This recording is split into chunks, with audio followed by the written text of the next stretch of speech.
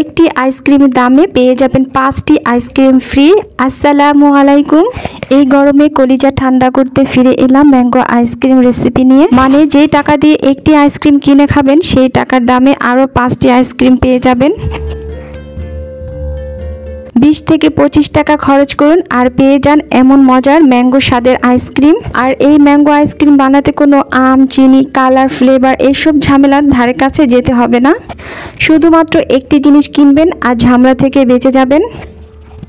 আর সেই সাথে পেয়ে যাবেন এমন মজার দারুণ স্বাদের ম্যাঙ্গো ফ্লেভার আইসক্রিম। আর সেটা সম্ভব হচ্ছে এসএমসি টেস্ট মি এই ড্রিঙ্কসটির কারণে। এসএমসি টেস্ট মি প্রতি প্যাকেটের দাম হচ্ছে মাত্র 10 টাকা। যদি আপনারা এক বক্স কিনেন তাহলে এর দামটা আরও কমে যাবে। আর আমি এই 2 packet SMC test me powder দিয়ে 6 পিস আইসক্রিম তৈরি করে নিয়েছি। আপনারা যারা এই ড্রিঙ্কসটি পানি দিয়ে গুলিয়ে খেয়েছেন একমাত্র তারাই বুঝবেন এটা কতটা মজা। আর আমি এগুলো দিয়ে আইসক্রিম বানিয়েছি। এবার বুঝুন আইসক্রিমটা কত মজা হতে পারে।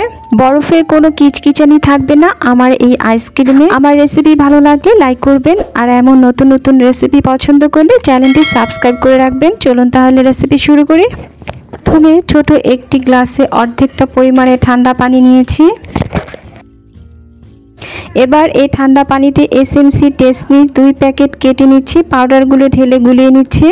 কেউ চাইলে এই ড্রিঙ্কসগুলো দিয়ে আইসক্রিমের বিজনেস করতে পারেন। সেক্ষেত্রে আমি যেভাবে তৈরি করেছি একইভাবে তৈরি করবেন। শুধু উপকরণের পরিমাপগুলো বাড়িয়ে দিবেন আর আইসক্রিমের সাজ বুঝে আপনারা এটার হিসাবটা করে নেবেন।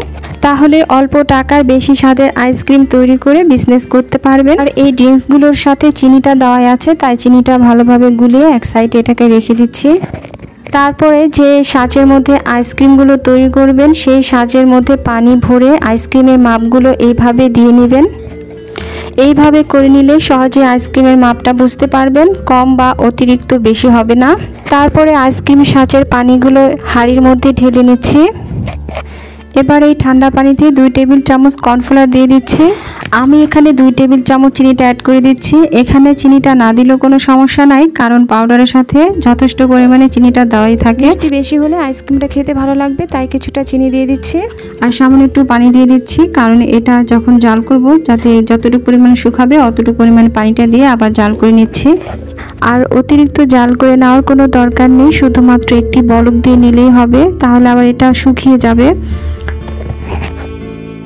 জাল করার সময় কর্নফ্লাওয়ার মিশ্রিত এই পানিটাকে অনবরত নাড়তে হবে। যখন এটা বলক আসবে, ঘন হয়ে যাবে, তখন এটাকে নামিয়ে ফেলতে হবে। তারপর এইখানে ম্যাঙ্গো ফ্লেভারের গোলানো পাউডার ঢেলে দিচ্ছি। সব কিছু খুব ভালোভাবে মিশিয়ে নিচ্ছি আর দেখতে ঠিক এমন হবে। তারপর সেই আইসক্রিমের সাজটা নিয়ে নিয়েছি। এর মধ্যে এসএমসি ম্যাঙ্গো ফ্লেভারের গোলানো মিশ্রণটা আইসক্রিম সাজে ঢেলে নিচ্ছি।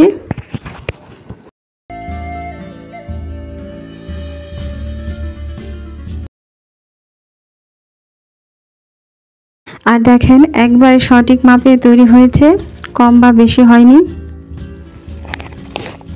তারপরে আইসক্রিমের এই কাঠিগুলো লাগিয়ে দিচ্ছি। এখন আমি এই আইসক্রিমের সাজটা ডিপ ফ্রিজে কমপক্ষে 6 থেকে 7 ঘন্টার জন্য রেখে দিচ্ছি। আরও বেশি সময়ের জন্য এই আইসক্রিমটা রেখে দিতে পারেন, কিন্তু 6 থেকে 7 ঘন্টা কমপক্ষে রেখে দিবেন, তাহলে এটা ভালোভাবে সেট হয়ে যাবে। আইসক্রিমগুলো আমার জমে গিয়েছে। আর ডিপ ফ্রিজ থেকে নামানোর পর এই আইসক্রিমগুলো সাথে সাথে উঠে আসবে না আর জোড়াজুড়ি করবেন না, তাহলে কিন্তু কাঠিগুলো ভেঙে যাওয়ার সম্ভাবনা থাকবে।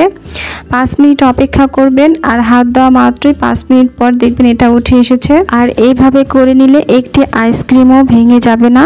আর দেখেন ম্যাঙ্গো এই আইসক্রিমগুলো দেখতে কতটা কিউট লাগছে, খেতেও আলহামদুলিল্লাহ অনেক মজার। একবার এসএমসি টেস্ট মি এই পাউডার দিয়ে আইসক্রিম বানিয়ে ট্রাই করবেন। আর দেখলেন তো এই আইসক্রিমটা তৈরি করতে কোনো ঝামেলা হলো না, শুধুমাত্র 2টি উপকরণ দিয়ে বানিয়ে নিলাম ম্যাঙ্গো ফ্লেভারের এই মজার আইসক্রিম। আর এই আইসক্রিম মুখে দেওয়া মাত্রই মিলে যাবে, বরফের কোনো কিচকিচানি পাবেন না। আমি যেভাবে তৈরি করছি আপনারা ঠিক এইভাবেই তৈরি করবেন। প্রচণ্ড গরমে বাচ্চাদেরকে এইভাবে এসএমসি ম্যাঙ্গো ফ্লেভার আইসক্রিম বানিয়ে দিতে পারেন। নিজেরাই যখন বানাবেন তখনই বুঝতে পারবেন এই এসএমসি টেস্টিমি আইসক্রিম কতটা মজার। এত কম টাকায় ভালো জিনিস আর কি হতে পারে। রেসিপি ভালো লাগলে লাইক করে দিবেন, চ্যানেলটি সাবস্ক্রাইব করবেন এমন সহজ আর কম টাকার রেসিপি দেখার জন্য। কেমন হয়েছে জানাবেন। সবাই ভালো থাকবেন। আল্লাহ হাফিজ।